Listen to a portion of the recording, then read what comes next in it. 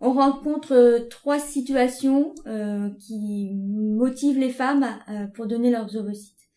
La première situation, ce sont ce qu'on appelle les donneuses altruistes, c'est-à-dire les femmes qui sont résolument tournées vers l'autre, pour qui donner est normal, fait partie de leur mode de vie. Deuxième situation qui sont les femmes qui ont été directement sensibilisées par une femme qu'elles connaissent, une proche, une amie, une voisine, voilà, qui leur a parlé de son problème d'infertilité, et qui du coup, voilà, elles répondent à cette situation, elles veulent aider. La troisième situation que l'on rencontre, ce sont des femmes qui ont elles-mêmes bénéficié d'une manière ou d'une autre d'un don de la société ou de la médecine. Mais moi, je suis vraiment frappée par ce comportement très réfléchi dans le projet, cette attitude très réfléchie, et elles sont vraiment sereines. Alors, je sais pas si c'est parce qu'on leur propose un cadre qui les rassure, ou si c'est parce qu'elles sont vraiment dans leur projet, mais vraiment il y a une sérénité chez ces donneuses qui est plutôt agréable. Déjà, elles nous expriment vraiment un sentiment de satisfaction d'avoir été au bout de leur projet, d'avoir pu aider. Et lorsqu'on leur demande à quoi elles pensent, quelles images elles ont quand elles repensent à leur don, c'est assez étonnant et c'est plutôt rassurant de voir que finalement l'image qui vient, c'est l'image d'une famille heureuse. C'est le sourire d'une mère, c'est vraiment projeté sur, encore une fois, la famille.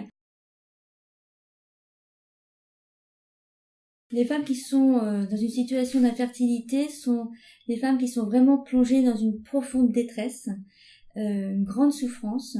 Et en plus, cette grande souffrance, elle est confrontée à un décalage avec la société. C'est-à-dire que ce sont souvent des femmes très seules dans leur solitude. Parce que même l'entourage qui veut être très, très soutenant, je crois que quand on n'a pas connu les problèmes d'infertilité, on a du mal à imaginer à quel point c'est une souffrance d'être en manque d'enfants et de ne pas parvenir à avoir d'enfants.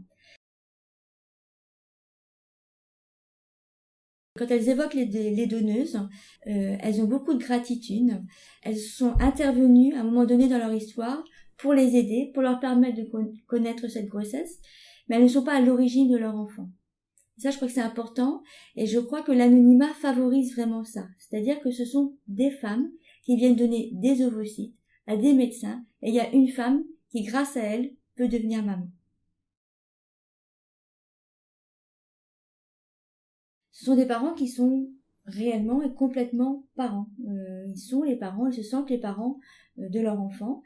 La mère est bien celle qui a porté et qui a mis au monde son enfant. Et vraiment, il n'y a pas d'ambiguïté. Le lien entre l'enfant et ses parents est tellement évident que même l'entourage proche, qui est parfaitement informé du recours à une donneuse, oublie. On a souvent des grands-parents qui comparent l'attitude de leur fille lorsqu'elle était enfant avec leur petite fille, parce que bah oui, c'est normal, c'est ton portrait craché, c'est bien la fille de sa mère. Voilà, le don est complètement oublié.